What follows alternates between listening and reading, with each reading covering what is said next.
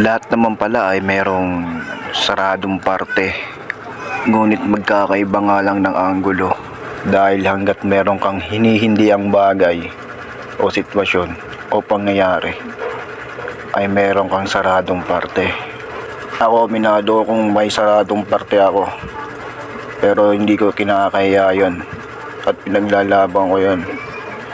Pero hindi ko alam sa iba ba't nila tinatago. Kahit itago mo, malalaman pa rin yan sa mga bagay-bagay na kinahihiligan mo. Pati na rin sa mga bagay-bagay na ikinikilos mo.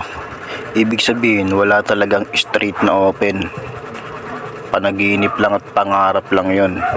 Pero pwede mong ipatupad yan sa sarili mong tahanan kung gusto mo talagang masunod yan. Yung mga bagay-bagay na gusto mo.